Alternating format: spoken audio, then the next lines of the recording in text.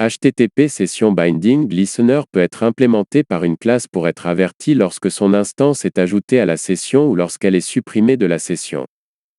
Quand une classe implémente l'interface HTTP Session Binding Listener, elle peut surcharger deux méthodes. La méthode ValueBond est invoquée lorsqu'un objet de la classe est ajouté à la session par l'utilisation de la méthode setAttribute de HTTP Session. La méthode ValueUnBond est invoquée lorsque cet objet est supprimé de la session. Cela arrive quand la méthode removeAttribute de HTTP Session est utilisée, ou la méthode invalidate de HTTP Session est utilisée, ou après un certain temps d'expiration de la session. Maintenant, on va créer une classe utilisateur dans laquelle on définit un champ, nom d'utilisateur. On implémente l'interface HTTP Session Binding Listener pour cette classe. Et on surcharge les méthodes ValueBond et ValueUnBond. Dans chaque de ces deux méthodes, on va afficher une phrase pour avertir l'ajout et la suppression de la session pour l'object de cette classe.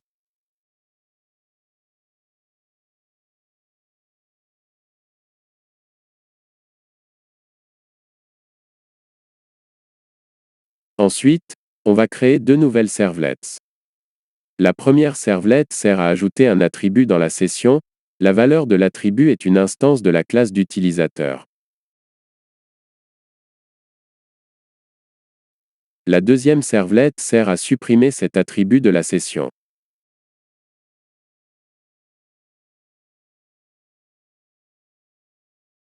Après avoir démarré Tomcat, on saisit d'abord URL de la première servlet, et on peut constater que la phrase d'avertissement de l'ajout est bien affichée dans le console.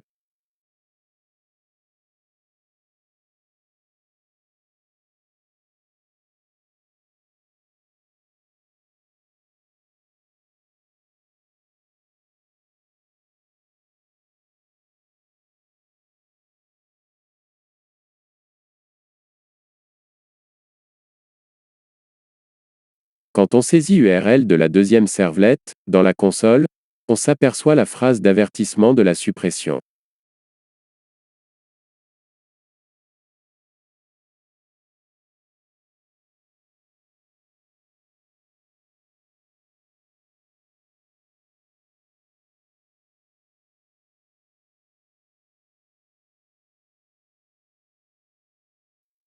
Un objet qui implémente l'interface HTTP Session Activation Listener peut percevoir ses propres événements d'activation ou de passivation. La passivation consiste à persister l'objet session dans un fichier. Et l'activation consiste à charger l'objet session depuis un fichier dans le serveur web. Maintenant, on revient dans la classe d'utilisateur qu'on a créée à l'instant. On l'a fait implémenter l'interface HTTP Session Activation Listener tout en surchargeant les méthodes session willPassivate et session didActivate.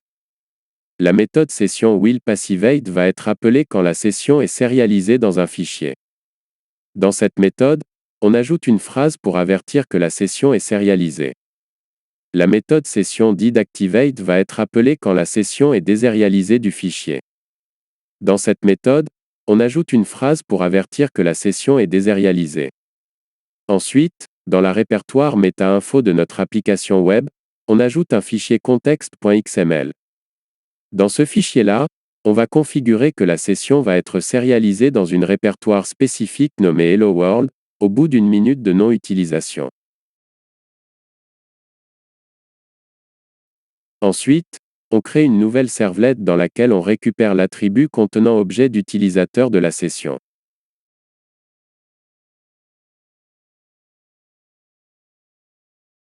On démarre Tomcat, et on saisit URL de la servlet qui sert à ajouter un objet d'utilisateur dans l'attribut de la session. Maintenant, on va aller d'abord dans la répertoire dans laquelle on doit trouver le fichier de session sérialisé. Cette répertoire est vide normalement. Au bout d'une minute environ, on peut apercevoir que dans le console, la phrase qui avertit la serialization de session est affichée. Dans la répertoire, on peut constater également le fichier de session sérialisé.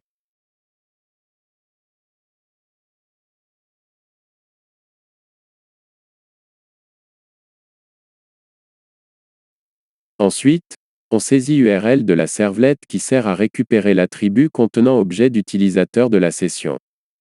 Et dans le console, on peut constater que la phrase qui avertit la deserialization de session est affichée.